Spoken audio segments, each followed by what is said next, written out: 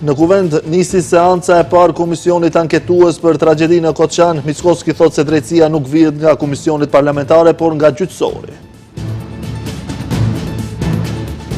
Komisioni antikorrupsion kërkon kohë të kompletojë hetimet për akuzat e LSDM-s për tendera familjar të zyrtarëve qeveritar nga radhët e VMRO-s.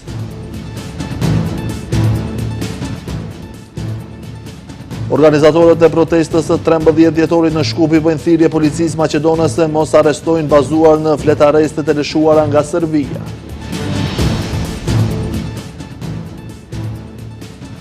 Organizata Reporterët pa kufi e cilëson Izraelin si vrasin më të madh të gazetarëve në botë. Shteti sionist është përgjegjës për 43% të vrasjeve të gazetarëve në vitin 2025.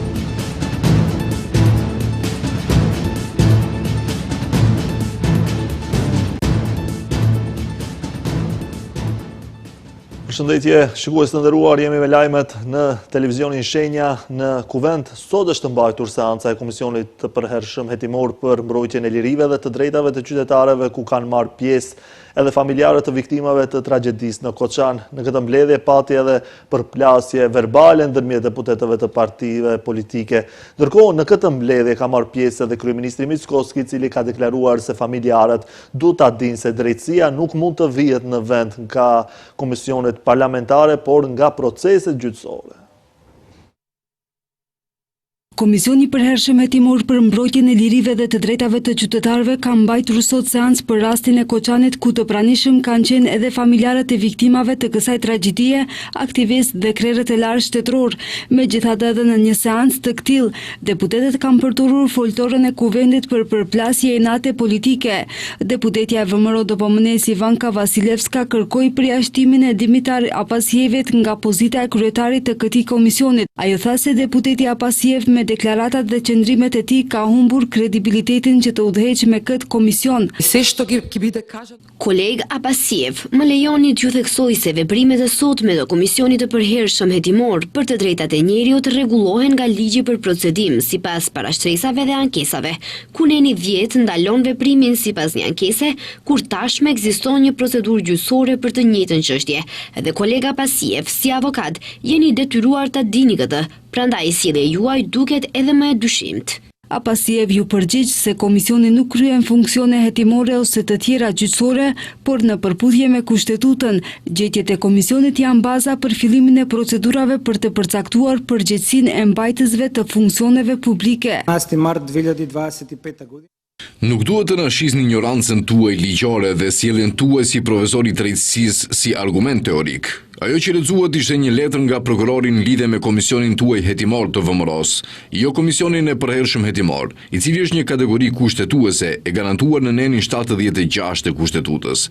E vërteta, koleg të respektuar, nuk ka nevojë për mbështetjen e anëtarëve të VMRO-s për të qenë e vërtet. Zëri i nënave nuk mund të heshtet as nga ky parlament. Antarëve të komisionit u janë drejtuar edhe prindërit e viktimave, të cilët thanë se lufta e tyre për drejtësi nuk është vetëm për fëmijët e tyre, por është luftë për ardhmërinë e të gjithë fëmijëve të këtij shteti. Kjo tragjedi nuk është vetëm për shkak të një shkëndije të ndezur gabimisht, por pasojë e lëshimeve sistematike që rrezikon të drejtën më themelore, të drejtën e jetës, sigurisë dhe drejtësisë. Kërkesa jonë është që ky rast të shqyrtohet si shkelje serioze të drejtave njerëzore, me theks të veçantë në të drejtën e jetës. Atë që e kemi përjetuar nuk është vetëm jo efikasitet institucional, ajo është rrezik sistematik për të gjithë qytetarët. Ata po ashtu prezantuan edhe kërkesat ndaj pushtetit. Në lidhje me këtë, kryeministri deklaroi se kërkesat e tilla nuk janë dorëzuar në qeveri. Другите процеси. Unë dëgjova diskutimet e deputetëve. Duhet them edhe para opinionit të Maqedonisë se çdo deputet mund t'ju dorëzojë deputetëve propozim amendamente për çdo ligj. Ligj të tillë dhe propozim të tillë nuk ka dorëzuar deri më tani asnjë nga deputetët që diskutuan. Pyetja vërtet është se pse u prit me muaj që të caktohet komisioni anketues, dhe ndjesia ime për këtë komision anketues është që të gjithë flasim për drejtësi, dhe ndjesia ime është që një nga kërkesat kryesore të prindërve është që të ketë drejtësi. Drejtësi në komision anketues nuk mund të ketë. Drejtësi mund të ketë në kuadër të proceseve gjyqësore dhe për këtë unë tash më flas. Kujtojmë se përpos komisionit të përhershëm hetimor, shumica parlamentare ka formuar edhe një komision hetimor i cili do të përfshijë të gjitha rastet e tragjedive që kanë ndodhur viteve të fundit në vend. Partia opozitare LSDM i ka kërkuar autoriteteve të drejtësisë që të aktivizohen për të hetuar pretendimet e tyre për keqpërdorimet ndaj Ivica Tomovskit nga shërbimi për punë të përgjithshme dhe të përbashkët atë qeverisë, i cili akuzohet se ka fituar 161 tender nga qeveria dhe i njëjti është donatori partisë VMRO DPMNE-s. Ndërkohë, kryetari i ri i Komisionit Shtetëror për Antikorrupsion Adem Çuçul konfirmon se për rastin e parë kanë formuar lëndë, ndërsa për të dytin do të vendosin në mbledhjen e radhës të komisionit. LSDM po pret reagim institucional për dy, siç i quajnë ata, bombat e publikuara nga ekipi antikorrupsionit të LSDM-s. Nga kjo parti thonë se këto dy skandale i kanë dokumentuar me fakte, prova dhe argumente, dhe se kanë paraqitur ankesë edhe te Komisioni Shtetëror për Antikorrupsion. Bomba e parë, kompania me 2 të punësuar e themeluar në vitin e kaluar, fitoi tender 9 milion euro nga qeveria e Mickoskit, të cilën e publikuam para 10 dite. Bomba e dytë, kompania familjare e Tomovskit, e pastron buxhetin e qytetarëve me 5.5 milion euro. Institucionet kompetente presin të shohin nëse ka bazë për të formuar lëndë. Kryetari i ri i Komisionit Shtetëror për Antikorrupsion Adem Çuçul konfirmon se për rastin e parë është formuar lëndë, ndërsa për të dytin do të vendosin në mbledhjen e radhës së komisionit. Është paraqitur rastin nga partia LSDM për njëri rast është formuar lëndë, kurse për rastin tjetër, në kolegjumin e radhës do të diskutojmë dhe do të vlerësojmë nëse do të ketë bazë për formimin e lëndës. I pyetur të komentoj rreth skandalit me Ivica Tomovskin nga shërbimet për punë të përgjithshme dhe të përbashkëta të qeverisë, i cili ka fituar 161 tender nga qeveria dhe i njëjti është donatori i partisë VMRO DPMNE, Blagoja Pandovski, kryetari Transparency International, u shpreh se është diçka e tmerrshme, kur rastet mbeten vetëm skandale dhe nuk veprohet mbi të njëjtat. Njëri nga problemet më të mëdha në vendin tonë është që këto skandale mbeten si skandale. Unë do apeloja që nëse vërtet ekziston diçka e tillë, institucionet e sistemit të ndërmarrin masa dhe ajo të zbardhet që përfundimisht të mund themi se me vendim gjyqësor dhe me ndonjë fakt vërtetohet ajo sjellje negative. Edhe revizioni shtetëror po pret rezultatet e antikorrupsionit dhe prokurorisë për të parë nëse ka bazë për të vepruar. Të presim të dalin rezultatet e Komisionit Antikorrupsion dhe Prokuroria, do të vlerësojmë nëse ka bazë për veprim. Por e them, shërbimi për çështjet përgjithshme dhe të përbashkëta ka qenë pjesë e revizionit shtetëror. Do t'i përgjigjemi vërejtjeve të raportit të revizionit dhe besoj se deri në fund të vitit do të publikohet raporti përfundimtar i revizionit. Ndërsa nga VMRO thonë se nëse LSDM ka prova për procedura të paligjshme, le t'i dorëzojë ato tek, siç thonë ata, prokurori i tyre Kocevski, i cili siç shtojnë e mbron me këmbgulje Filipçen nga përgjegjësia për krim milionësh. Këshilli organizativ i protestave të 13 dhjetorit, ku kërkohet drejtësi për ish-krerët të UÇK-s që po gjykohen në Hag, kërkojnë mbështetje reale dhe jo parimore nga të gjithë qytetarët. Ata theksuan se protesta do të mbahet pasi është e drejtë kushtetuese të gjithë qytetarëve. Xhavit Jashari nga Këshilli Organizativ kërkojnë nga institucionet e Republikës së Maqedonisë së Veriut që të mos arrestohen ish-ushtarët të UÇK-s që kërkohen me flet arrest nga Serbia, sepse protesta do të jetë e qetë dhe nuk ka nevojë për, siç thaj, spektakle të tilla.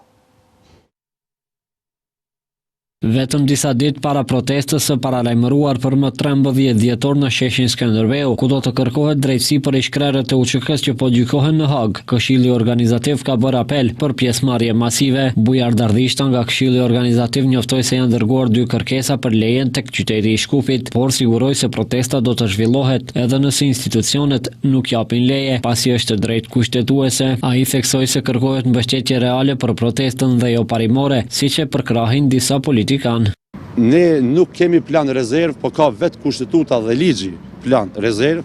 Është ligji, tash citoj në mënyrë taksative, ligji mbi protestat neni 5.1, ku thot shprehjesisht që qytetarët se e drejta e protestës ta sqaroj një gjë. Vetëm në 2 mënyra mund të kufizohet, në rrethon lufte dhe në gjendje të jashtëzakonshme. Kjo drejt madje buron nga ligjin që citova, edhe pa leje paraprake nga çfarëdo organ shtetëror. Vetëm me njoftim paraprak 24 orë apo 48 orë drejtuar Ministrisë Punëve të Brendshme. Duke ditur se një pjesë e ish-ushtarëve arrestohen me të hyrë në Maqedoni me fletareste nga Serbia, Këshilli Organizativ kishte edhe një apel për policinë dhe institucionet e vendit. Xhavit Jashari nga ky këshill kërkoi që të mos provohet arrestimi i ish-ushtarëve, sepse protesta do të jetë e qetë dhe nuk ka nevojë për, siç thonë ata, spektakle të tilla. Ne ju themi edhe shtetit Maqedon që mos të tentoj të bëj spektakle të tilla. Kjo gjykatë është dashur të jetë inekzistente.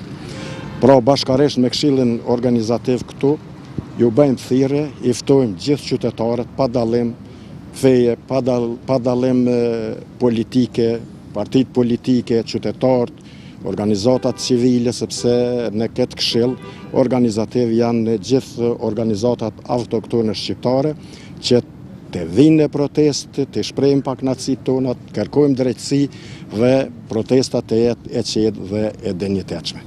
Ndryshe, protesta në Shkup vjen pas protestave të realizuara në Tiranë, Prishtinë, Hag dhe në Strasburg. Në vendin ton protesta e tillë është paralajmëruar më 13 dhjetor në sheshin Skënderbeu në Shkup në orat 13. E njëjta është komentuar edhe nga politikanë eminent që kanë paralajmëruar përkrahje dhe pjesëmarrje në të njëjtën. Lideri opozitar Maqedonës ka kërkuar mobilizim të qytetarëve për të mbrojtur sigurinë dhe qytetërimin, siç e ka cilësuar ai pretendimin për ardhjen e migrantëve në bazë të një marrëveshje me Britaninë e Madhe. Venko Filipçe ka thënë se vendi synon Bashkimin Evropian jo si periferi dhe si pikë e zezë. Kreu i Lidhjes Social-Demokrate Venko Filipçe ka kërkuar që qytetarët të mobilizohen dhe të ngrenë zërin kundër marrëveshjes eventuale për pranim të migrantëve të bërë nga qeveria. Në konferencën e sotme, kreu i opozitës ka paralajmëruar peticion online kundër kësaj marrëveshje dhe ka deklaruar se do të marrin masa tjera nëse kjo nuk është e mjaftueshme. I hodovje pishuanja në britanskite mediumit. Pas peticionit online, do të pasojnë hapa të tjerë, u bë thirrje gjithë qytetarëve të na ndihmojnë të ruajmë qytetërimin, sigurinë dhe të ardhmen e Maqedonisë. Nëse qeveria ignoron këtë hap, do të pasojnë hapa të tjerë më të fortë. Vendi ynë është në Bashkimin Evropian, jo në periferi, si një pikë e zezë. Do të ketë mobilizim të fortë, aktivitet në çdo nivel, në çdo komunë, në çdo qytet, në çdo fshat. Nuk do të lejojmë që emigrantët të vinë këtu me asnjë çmim. Ai theksoi se LSDM-ja e njoftoi rrezikun që vendin e pret me migrantët dhe negociatat, bisedimet dhe marrëveshjet e fshehta të qeverisë VMRO-DPMNE-s disa muaj më parë. Koga përfat ovje tajni pregovori razgovori. Kur i përmendëm për herë të parë këto negociata dhe bisedat të fshehta, dhe kjo u konfirmua në shkrimet në mediat e huaja, të ashtu quajturit patriot nga VMRO-DPMNE menjëherë u hodhën kundër nesh. Ata filluan me njoftime se kinse ne po gënjenim, pastaj sejuan një fushat të tërë kundër meje personalisht, kundër funksionarëve të tjerë aktual dhe të mëparshëm të partisë. Kur kjo nuk funksionoi për ta, në periudhën pasuese, ata vetëm sa e intensifikuan atë fushat. Ai deklaroi se është e papranueshme që qytetarët e Maqedonisë në vend që nga qeveria i kanë mësuar informacionet nga mediat britanike, të cilat, siç tha ai, dolën me informacione të detajuara. Statistikat europiane, shqoi Filipçe, tregojnë se politikat e zbatuara dobët për integrimin e migrantëve shkaktojnë probleme të mëdha në vende dhe shoqëri të ndryshme. Akuzave të LSDM-s për marrëveshje eventuale për migrantët u është të përgjigjur Valentin Manasievski, antari Komitetit Ekzekutiv i VMRO-DPMNE-s. Në konferencën e fundit, Manasievski siguroi se nuk ka asnjë marrëveshje dhe asnjë migrant nuk do të vijë në vendin ton nga Britania e Madhe, siç LSDM-ja pretendon. Ai tha se jo që s'ka marrëveshje, po as nuk ka plan që në të ardhmen të ketë një gjë të tillë. Последниот чекор во овој стужар. Si VMRO-DPMNE, sigurojmë se nuk do të ketë migrant në Maqedoni, për më tepër as nuk ka një plan të tillë, por në të ardhmen qytetarët të jenë të qetë, sepse derisa VMRO-ja do të jetë në qeveri, migrant nuk do të ketë në vendin tonë. Indeksi i kostos të jetesës në nëntor të vitit 2025 krahasuar me nëntorin e vitit 2024 shënon rritje prej 4%, ndërsa indeksi i çmimeve me pakicë shënon rritje prej 3%, njoftoi enti shtetëror i statistikave. Inflacioni i matur përmes indeksit të kostos të jetesës në nëntor të vitit 2025 krahasuar me tetorin 2025 është rritur për 0.5%. Rritja është rezultati i shtrejtimit të kostës të jetesës në grupet transport për 1.7%, rekreacion dhe kultur për 0.9%, ushqime dhe pije jo alkoholike për 0.7%, mobilje, pajisje shtëpiake dhe mirëmbajtje të anviserisë për 0.5%. Kostoja e jetesës në grupet mallra dhe shërbime të ndryshme dhe arsim mbetet në të njëjtin nivel si muajin e kaluar. Sipas entit shtetëror të statistikave, çmimet me pakicë në nëntor të vitit 2025 krahasuar me tetorin e vitit 2025 janë rritur për 0.6%. Komisioni Regulatori i Energjetikës i publikoi çmimet e reja të derivateve të naftës që do të vlejnë nga mesnata. Ndryshime ka vetëm te dizeli. Euro dizel lirohet për 1 denar dhe nga mesnata do të shitet me çmimin prej 68.5 denar për litër. Çmimi i benzinave mbetet i pandryshuar, pra Euro Super 95 do të kushtoj 75 denar për litër, ndërsa Euro Super 98 do të shitet për çmim prej 77 denar për litër. Çmimi i vajit ekstra të lehtë për anvisëri gjithashtu mbetet i pandryshuar, pra 66.5 denar për litër, dhe e njëjta vlen edhe për mazutin i cili shitet për 45 denar për kilogram.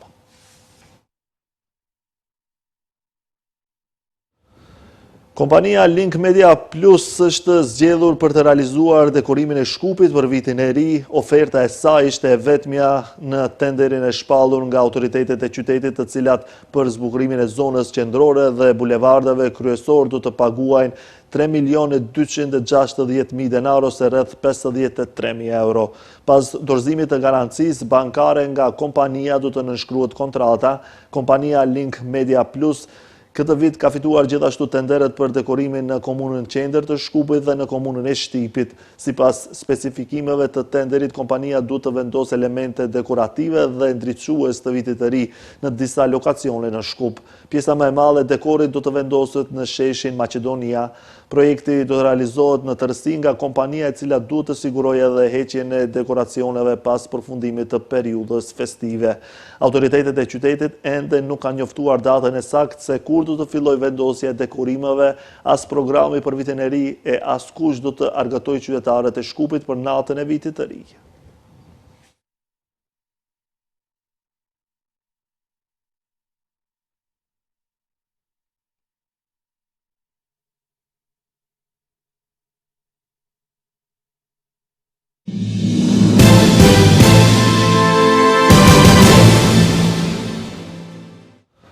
Presidentja e Kosovës, Vjosa Osmani, priti sot në takim raportuesin për Kosovën në Parlamentin Evropian, Riho Teras. Në takim u diskutua për zhvillimet e fundit politike në vend, me që rast Presidentja Osmani theksoi se zgjedhjet lokale u zhvilluan në mënyrë plotësisht të lirë, të qetë dhe demokratike, dhe se transferimi i pushtetit u bë në mënyrë paqësore. Presidentja Osmani theksoi se pavarësisht bashkëpunimit konstruktiv, vazhdimi i masave të BE-s ndaj Kosovës mbetet i pashpjegueshëm, i padrejtë dhe i paarsyeshëm. Në këtë kontekst, Presidentja Osmani kërkoi mbështetjen e Teras për heqjen sa më të shpejt të këtyre masave, duke rikujtuar se ato dëmtojnë qytetarët dhe minojnë besimin në procesin e integrimit, teksta Kosova ka përmbushur çdo kërkesë të paraqitur nga partnerët evropian. Sipas presidentes Osmani, heqja e masave do të ishte një sinjal i fuqishëm për qytetarët dhe një mesazh inkurajues për vazhdimin e reformave.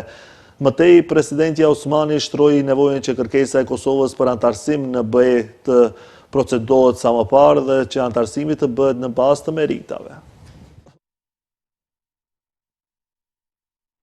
Një tërmet me magnitud 7.5 goditi mbrëmjen e 8 dhjetorit verilindjen e Japonisë, duke plagosur të paktën 30 persona, kryesisht në Amori dhe Hokkaido. Agjencia meteorologjike lëshoi një alarm të posaçëm dhe paralajmërime për tsunami me dallgë deri në 70 cm, të cilat u hoqën më vonë. Banorëve u kërkua të jenë gati për evakuim pasi priten lëkundje të tjera të forta. Tërmeti ra në një thellësi prej 53 km pranë bregut të Amorit, u pësua nga disa pasgoditje me magnitud 5 deri në 6.6.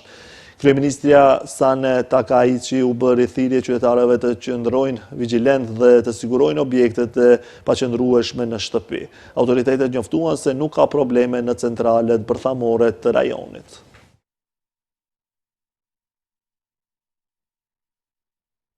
Raporti i organizatës Raporterët pa kufi tregon se viti 2025 ka shënuar rritje të ndjeshme të vrasjeve të gazetarëve në botë. Gjatë këtij viti 67 gazetari janë vrarë, ndërsa 53 prej tyre u vranë nga grupet ushtarake ose krimi organizuar.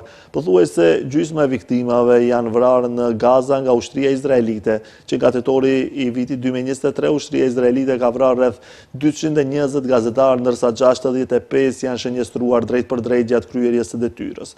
Zyra e medias në Gaza raporton të paktën 257 gazetarë palestinez të vrarë që nga nisja e luftës. Izraeli renditet i dyti në botë për ndalimin e gazetarëve të huaj. Vetëm në vitin 2025 janë burgosur 20 gazetarë palestinez përveç 16 të tjerëve të arrestuar në Gaza e bregun perëndimor në 2 vitet e fundit. Meksika renditet vendi i dytë më i rrezikshëm për gazetarët me 9 të vrarë. Kina cilësohet si burgu më i madh në botë për gazetarët duke mbajtur 121 prej tyre. Raporti thekson se gazetarët rrezikohen më shumë në vendet e tyre të origjinës.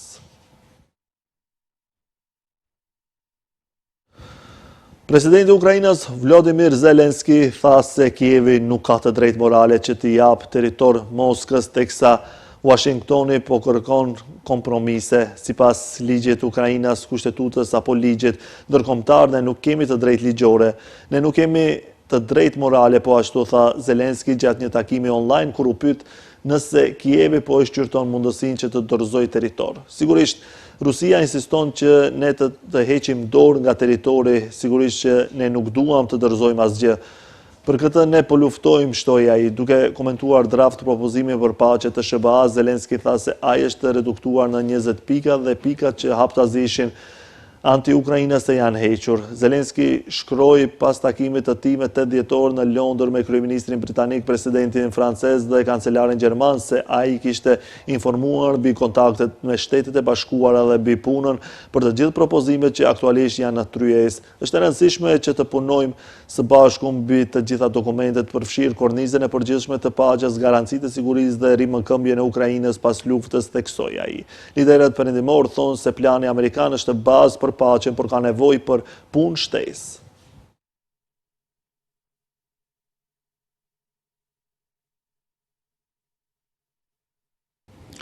Kjo ishte e gjitha për këtë edicion informativ. Faleminderit për vëmendjen, natën e mirë.